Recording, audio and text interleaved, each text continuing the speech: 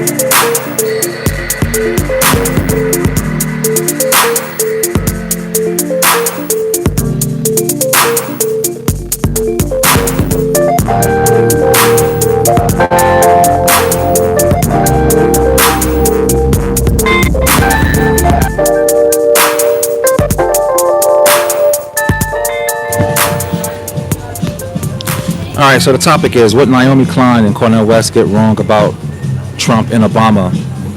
The reason I'm talking about this, as I said at the very beginning of this podcast, this episode here, I came across an article that was reposted in a Facebook group that I'm a part of, Black Studies and Critical Thinking. It's a cool group. You should check it out. It's about 90,000 deep. And the community there talks about issues that are related to the black community and the world at large.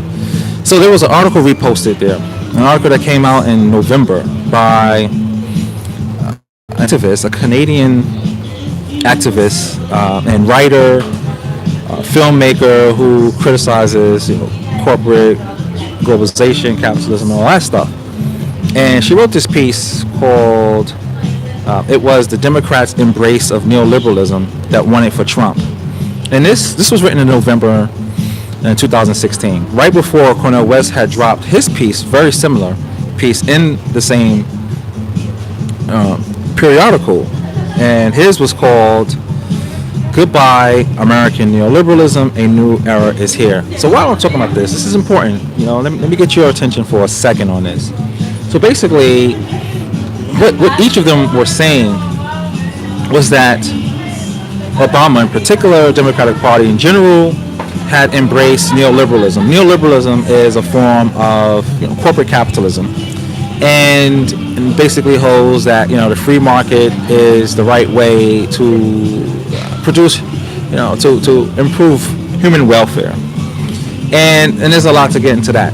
So the whole idea is from Naomi Klein's angle is that the Democratic Party and Obama embraced neoliberalism. People got mad with that because that only increased the wealth divide and the benefit of the 1%. And so the only thing to do is to jump ship, vote for Trump, right? And so Hillary Clinton being a neoliberal, according to this narrative, and someone who's going to follow, Obama's steps was a no-no. She was corrupt and this, that, and the third. And so this is how we get Trump. So this is kind of how this piece goes. Both these pieces. And I'll read you some excerpts from this, and then hash out what's really happening here. So the reason I'm calling this disinformation is because it's misinformation that's been exploited, and this is being pandered throughout the Democratic Party, particularly among minorities. And some use the cover of Bernie Sanders and Elizabeth Warren as their motivation to get people to realize that Bernie Sanders can fix the sort of economic culture in Washington, and so he would be able to get the people that voted for Trump. I mean, this is kind of where this is going. And so let me start off with Naomi Klein's piece. And so her piece was the Democrats' embrace of neoliberalism that won it for Trump. I'll read her opening line and maybe like a paragraph or two. She says, they will blame James Comey and the FBI. They will blame voter suppression and racism. They will blame Bernie or bust and misogyny. They will blame third parties and independent candidates. They will blame the corporate media for giving him the platform, social media for being a bullhorn, and WikiLeaks for airing the laundry. But this leaves out the force most responsible for creating the nightmare in which we now find ourselves wide awake. Neoliberalism. That worldview, fully embodied by Hillary Clinton and her machine, is no match for Trump-style extremism. The decision to run one against the other is what sealed our fate. If we learn nothing else, can we please learn from that mistake? And I'll just read one more paragraph here. Here is what we need to understand. A hell of a lot of people are in pain. Under neoliberal policies of deregulation, privatization, austerity, and corporate trade, their living standards have declined precipitously. They have lost jobs, they have lost pensions, they have lost much of the safety net that used to make these losses less frightening.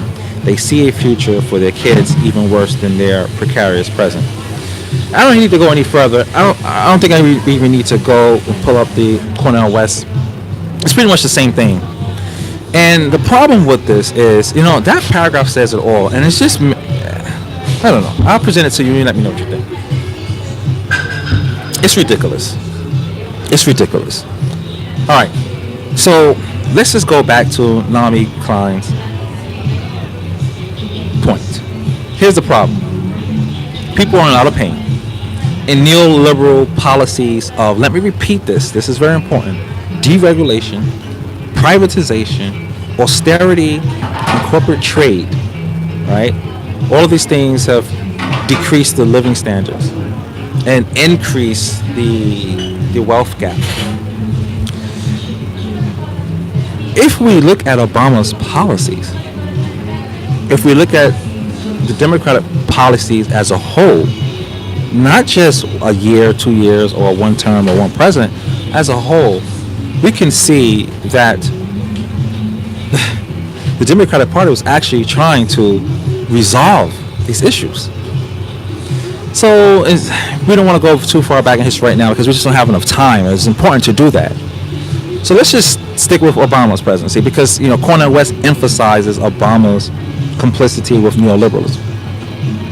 And if we think about deregulation, Obama was the one pushing Dodd-Frank, getting regulations established. Some of the toughest financial regulations we've seen since Glass-Steagall. That was Obama. Obama was the one trying to increase taxes for the top percent. It was Obama pushing for that. It was Obama trying to regulate public lands. It was Obama trying to regulate corporate greed as best he could. Privatization. It was Obama trying to expand the health insurance industry into the public sector. Could he just made one big push and got it all done? No. But first of all, he didn't have a filibuster-proof Congress. So that's not happening. Whenever somebody is passing a huge, robust policy, they're getting either bipartisan support or their party has the majority control in both houses. So just look at that when people bring up, well, look at what FDR did, look at what Lyndon Johnson did. Please look at each of their congressional support. Please. Okay? Just do me that favor. All right. So austerity in corporate trade. It's Obama trying to bring back the sort of, now he didn't try to dismantle people's private property. No, he wanted to curb the influence of those who have wealth and those who have political power. He's trying to curb that influence insofar that people cannot use undue influence to manipulate the free market and skew goods and services in their favor. So maybe I need to do an itemized list because this is not spreading fast enough. Long story short, this was the gist of Obama's agenda. Trump is doing the exact opposite. Do you hear Trump supporters complaining about his tax cut? No, they are praising the tax cut. Occasionally you hear people make some grumpy complaints about certain things, but they understand, they have confessed and said, we are with Trump to the bitter end because he has the good of our country in his heart. And what they mean really is the good of white America. The tax cut right now is hurting working Americans. Is that impacting Trump's approval rating among Republicans? No, it's not. It's pretty steady. In fact, polls show that his support is intensifying. While it may not be expanding, it's definitely intensifying. Trump has been deregulating. He's been on a deregulating spree for the last few years. Listen, do you know what this means? He's opening doors for the big banks, those big banks too big to fail, that are hurting, they're reaching their hands inside the cash register of the American people's taxpayer budget and putting it in their pocket. They are applauding this. I mean, I don't know how to make it any more plainer than that. This is what's happening. They voted for Trump, and they're not complaining. They're not pushing back against that because Trump he's providing a service for them, a prioritized service. And that conveys what their voters, what Trump's voters were really looking for. Let me share some other things here. I actually wrote a piece on this, and I tried to deal with this issue. When I first approached this issue, it was in the context of a debate between two black scholars, Carol Anderson, the historian Carol Anderson, and Cornel West. And so I framed it as if there were like two understandable views, which they weren't. I mean, Cornel West has been player hating on Obama for so many years. It's not even, it's not even worth like really pretending that there's nothing, personal about it. There is something personal. I mean, because the stats in the record does not correspond with Cornel West's sentiment at all. So I wrote a piece here, and I would love for you all to check it out and let me know what you think. It's called "The Power Behind Donald Trump's presidency: economic despair or white backlash. And so Cornel West was holding that people jumped ship, voted for Trump, basically because Obama fronted on him, and he was nothing more than a corporate lackey. He was someone who was just basically a black face of white supremacy and the 1% economic agenda. I mean, pretty much that's the gist of it. Carrington had a different side to this. She said no. The issue is that people resent a black man being the president. People resent the expanding political demography that is now exerting influence on the decisions of this country. In other words, this multicultural constituency that came together to prompt up President Barack Obama to push for the kinds of policies that we saw him push for was threatening, because that was a threat to white culture.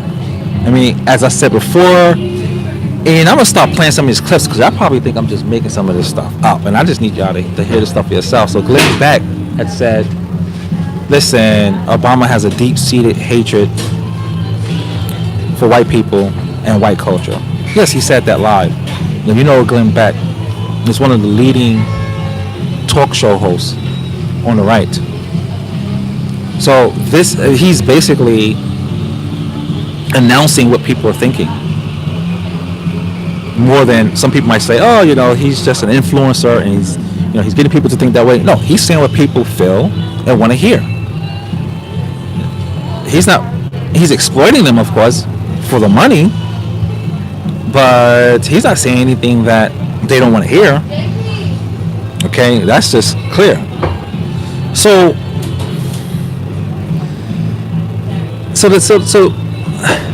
people felt threatened by the symbolic representation and also by the concrete plan that Obama had brought to the political agenda for the country. Now, this is not, he's a very smart dude, very, very sharp guy, but he wasn't doing anything that was like unusual. I mean, basically what we saw in Obama is that people really basically came together and pushed for someone who could talk on behalf and try to open up policies that the left has been looking for the last 6 decades. So Democrats have been trying to do what Obama was trying to do all this time. It's just that we didn't have the political ammunition, and we still were limited when Obama got in office. Shame on us for not maintaining the House and the Senate. Shame on us for that. If anything, the will of the party of the left should have been more visible in the midterm votes. Should have been more visible in the midterm election votes and local elections. Should have been more visible, right? But it's not there. I mean, look at the recent midterm local election here for public advocate in New York City. It was like 9%. Can you believe that? So all that talk about this neoliberalism and the Democratic Party they're doing, like, y'all not even voting where it probably even matters most in many ways, the local level. So get out of here with that. So here's what I pointed out. I pointed out that Trump basically rode the white wave to the White House. He rode the white wave to the White House. Yes, he did. And so let me give you some stats here, please, because I just feel like I'm here in Political Soul Food talking, sharing my opinions, but there's some things that are just not my opinion, and there's some things that I feel like this should be public domain. And if I'm wrong, I want to know. Like, if there's a legitimate challenge to what I'm saying, based on data, evidence-based, then bring it. So this is one of those things. It's not like me saying, hey guys, this is how I feel. Hey guys, this is like what's going on in the real world. So let me read what I have here. According to poll data, the power behind Trump's presidency is the white vote, winning the majority of white voters in every subcategory except one. Trump fared well among non-college educated, 67% to 28%, and the college educated, 49 to 45%. This is Hillary's. Among men, he won 63% to 31% to Hillary's 31, and among women, he won 53% to Hillary's 43%. And among wealthy, middle class, and working class whites, and among white Protestants and Catholics. The white vote made it very clear that Trump was its preferred candidate. I'm not saying Trump's voters have a monolithic agenda, but if we combine the overwhelming support of white voters with Trump's campaign rhetoric and promises, such as the wall, Muslim ban, and MAGA, we do not have to look far to observe how racism, bigotry, misogyny, xenophobia mobilize Trump's white supporters, who have been waiting for their champion. Okay, so no stacks. You can go confirm this on your own. Don't take my word. Don't take my word on anything I say here. Actually, you look at the stats. You look at the stats. The white vote voted for Trump. Well, are you saying that every white person is a racist? Yeah. I am saying that I am implying that all the racists voted for Trump. All the racists who had a problem. Maybe there are a few who harbor racism, but also vote on the left. Right. Okay. But when we're talking about driving the political agenda and being so fearful of any kind of black mobility or progress, then we're talking about people who would not dare vote for a Democrat. In fact, Democrats, so you know what liberal used to be known for among conservatives? I'm saying used to be, it's still the same thing now. It's just that people are being politically correct. Do you know what conservatives and Republicans have called Democrats and liberals? White Democrats and liberals? They called them nigger lovers. Nigger lovers. People who voted, the white liberals who voted for Democratic Party, particularly after the Civil Rights Act, Voting Rights Act, they were called nigger lovers. So while you have many liberals who do have problems, and issues, they were hated by conservatives and Republicans. They still are. Namely because the agenda that they were pushing made certain privileges accessible to people of color, and that was a big no-no. That was a huge no-no. So when I'm saying the racists that voted for Trump, we're talking about people who are like, listen, over my dead body, I am not allowing any black person to receive the same benefits as American citizens as myself. And for that reason, I'll vote for someone who's going to deregulate. I'll vote for someone who's going to oppose New Deal policies. I will vote for someone who has, even though I have a union job and I know they're going to dismantle unions. Why? Because I want to maintain white privilege. That's the sentiment that voted for Trump. We don't want no other religion. Yeah, I don't really go to church that much, but I don't want to see a Muslim. I don't want to see a Sikh. I don't care if they're different. You remember the Sikh here in Harlem that got beat up because people thought he was Muslim? They didn't even know the difference. They didn't care about the difference. This is the xenophobia. This is how the xenophobia works. Build that wall. So this is what got Trump in. Whatever happened, and there's so much more Obama could have did, but whatever happened is so much more the Democratic Party could have done. Whatever happened, it scared the mess out of the right, and they jump shipped to vote for Trump. And I'm saying jump shipped It's this thing too, and I got to be careful because I can end up perpetuating some racism here because we're acting like Trump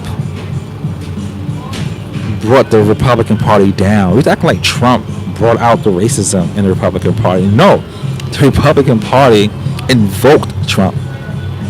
They wanted someone to run on a racist agenda. That's really what happened. That's really what's happened. So when I say jump ship, I'm just talking casually, but no.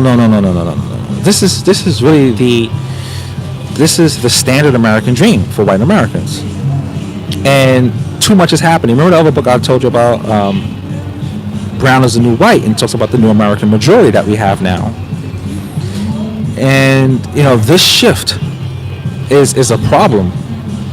This shift is a huge problem, and as I mentioned in a couple episodes ago, that once the left somehow coordinates and understands and become conscious of this, it's a wrap. I don't really see there being a Republican president for a long time unless he or she really switch up the whole GOP's platform.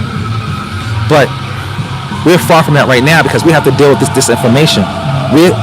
I'm seeing these articles resurface, and a part of this is because of Russian disinformation, but also a part of this is not just from bots, but it's also part of the agenda to get people to vote for Bernie Sanders or Elizabeth Warren, for example. Fine, but using that piece of information is destructive for the party because it's not accurate. It's just not accurate. If you overlook the racism that is the driving force of the Republican Party, just talking about some kind of economic revision or renovation of the country does not address the heart of the situation, because people are going to vote against their economic interests overall for a more robust white nationalism. And it's unfortunate to have to speak in this binary way because obviously there are issues, about the Governor Northam and his past. So I'm not ignoring that. It is very complex, and you have some people. I mean, listen, most whites, over 50 has participated in racism. I mean, almost every white person has, consciously or subconsciously, or it's just part of the culture. The culture is built on that. So we got to be a little bit more savvy. We got to be realists. People talk about me being an optimist and hopeful, not looking at the reality. But listen, if you're looking at reality, you're looking at the good, the bad, the ugly, and the beautiful. You're going to look at the real deal. I mean, there's change, and you got to acknowledge that change. Sometimes things get worse, but sometimes things improve, and sometimes we still have a long way to go. I mean, that's how it is. So don't simplify what I'm saying. I'm speaking in a binary way in terms of the critical mass of the parties. In other words, think of it as Newton's laws of physics, or something. So you let something move without any friction, right? And you just let something continue on. You apply a force. Imagine if there was. Hold on, I got somebody who is.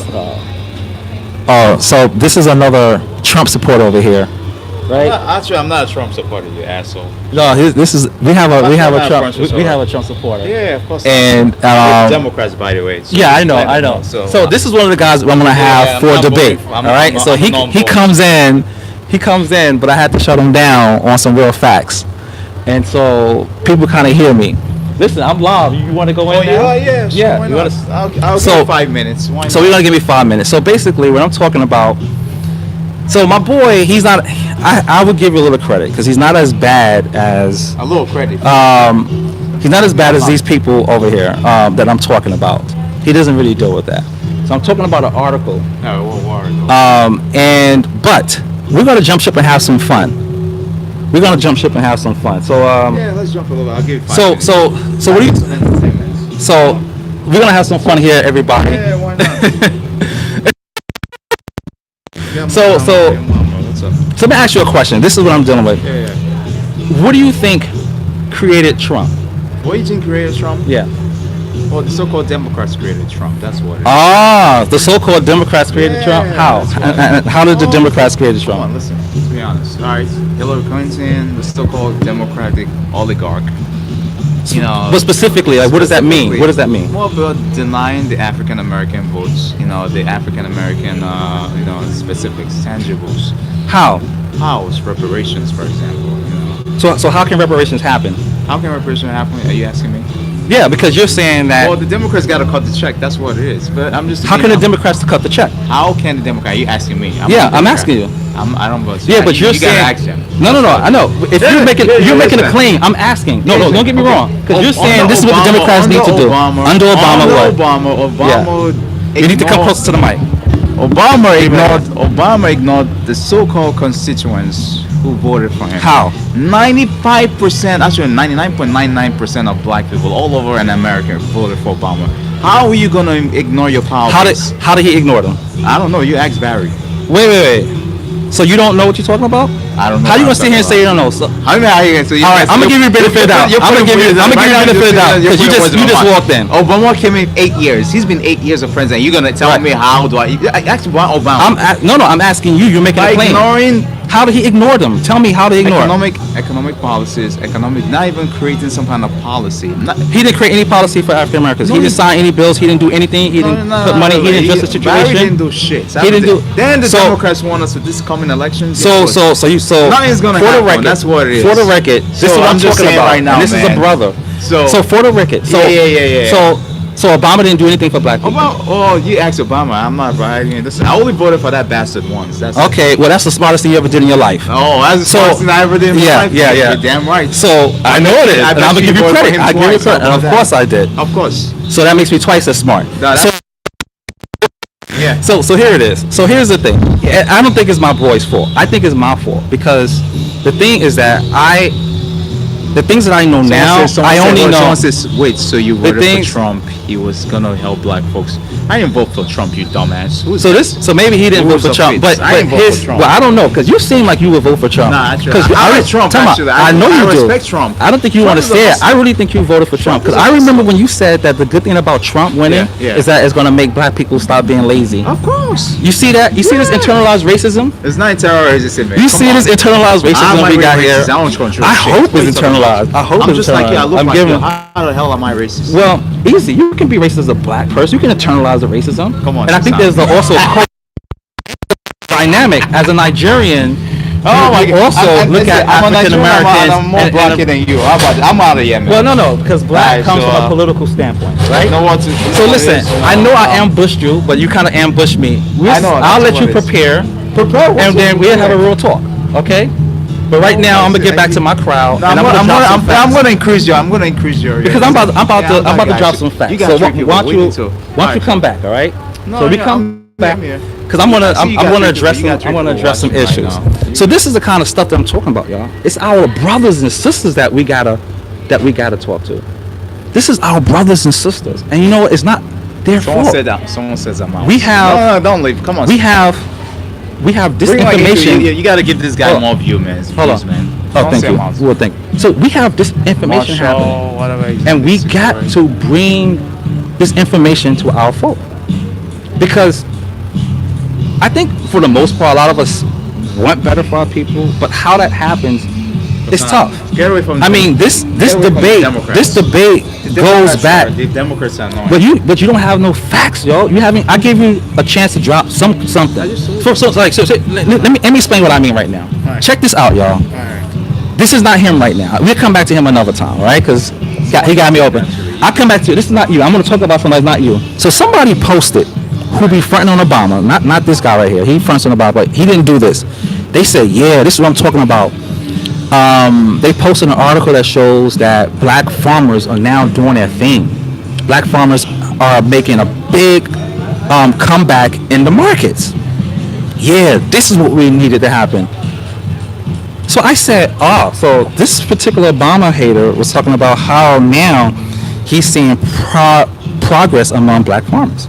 I had to remind them that it was Obama that signed the bill, the reparations bill for black farmers that was held up for decades for over $1.2 billion. And it took money, it took time for that money to roll out, which is now hitting people, right? Nobody knows that. And this is the thing I was talking about on the last episode about our stolen legacies. You don't gotta love the guy, but you gotta give this dude props, because white supremacy don't want no kind of positive record on track from a black president, especially from blacks, among blacks, for blacks, because that would just encourage us more. We are that tipping point for the political scale. So nobody want to give him credit for that. You know what's messed up? They don't even know to give him credit. So I always have to make sure I don't fall into a white supremacy plan, because even if I'm dropping what I believe, they would rather see me and another black person fuss and go at it. So I try to watch out for that a little bit, because it is bigger than just, you know, what information I do know. So I have to acknowledge that. But we got to begin with the fact that there are some details that must be in the record books. And I'm not saying anybody's perfect. Another thing is like the Flint situation I mentioned. I think J.D. Stokes, you were here. I would just like to say, All right, before I leave, we gotta continue this conversation next time. We will. But I will say this though. And tell your wife I said hello. Yeah, tell her thank you very much. I will tell her this. By the way, I'm not voting for Democrats this election 2020. I'm not voting for Donald Trump. I know you're not. I'm holding my votes, and I hope you do too. Well, no, I'm not. That'll be the worst thing I do for my community. It's the best thing ever. No, it's the worst thing. Inaction is just fatalism. No, it's not. It is. But we'll continue. Let me wrap up here. Let me wrap up here. Have a good night. Let me wrap up here. So this is an example. It's so crazy. It's a sample of what I get into, right? And it gets real. And I will. So political soulful is a little rough and raw around the edges, right? So this is why we do this. This is why I do this, and why I need all of you to be out there. It's I'm talking here, and I'm in a spot where I get into so many debates, and I asked the brother, what exactly did Obama or the establishment or whatever, the oligarchy, all these terms, couldn't name anything, right? And so I probably should just wait before I really go in on him, because I got some stuff for him. But I told you something about homophobia and misogyny. These are pathways to white supremacy. They're props, and a lot of people latch on to the machismo, that Trump puts out, the strong man kind of attitude and mindset, right? Power, and and it's something that you can even hear and see and witness in the hip hop history. Trump he's mentioned so many times in raps, because he was a sign of power, economic power, and power over people in so many ways, right? He represented that old white American dream that many of us who succumb to the materialistic culture fell for, and I see my brother sort of aligned in that way. While it's really weird, he kind of professes kind of love for black people, but he does things that hurt the black people and talk very badly of black people. And another topic is also that I got to get into with him and others is there's a little cultural divide between blacks and Africans, particularly Nigerians, like my brother here. He has some very negative things to say. I don't want to blow him up too much, but if he's going to come over here and just bust into the show, then hey, it's fair game for me. But anyway, so he actually exemplified. This was unscripted. He exemplified my concern. As I mentioned, I was prompted to have this discussion based on a post and a group dedicated to black people on Facebook. It's called Black Studies Critical Thinking. I recommend you check it out. It's pretty good. You find really good people, make some good friends there. And my concerns, for our people, right? His reasons to not vote are basically conservative Republican reasons, and he doesn't want to admit it. But I think this dude is just straight, internalized, racist Republican conservative. Not Christian, not the Christian sort, but definitely of the misogynist, homophobic sort. and this kind of makes me think of the Jesse Smollett situation too. But anyway, I gotta wrap it up, y'all. This got really exciting out of nowhere. Thanks for tuning in, and I look forward to seeing you again. I hope my message was conveyed. That White Rage. There's a book called White Rage by Carol Anderson. Well researched. I'm sorry to say, but Cornel West's work is not well researched. He has that sort of preacher vibe, and he can express feelings and emotion and pain very well. And as a philosopher and sort of preacher, he and poet and writer and rapper, he does well to perform our pain, our frustrations. But then when he started making conclusions or embedding conclusions in that basically are in the territory of sociology and history, demographics and political science, he falls apart. So anyway, GD still says I go through this a lot in Georgia with black Trump supporters. Yeah, man, it's real out here. It's real. So anyway, y'all, I'm gonna check out here. It was nice to catch up with y'all. Just because you rhyme in your speech does not make you a leader. I love it. That's dope. That's dope. Rule of Fitz. That's dope. So listen, let's stay up political soulful. We got to do this. All right. Peace and love. See y'all later. Keep the hustle up, man. Oh, thank you. Thanks a lot. I remember you were dancer, right?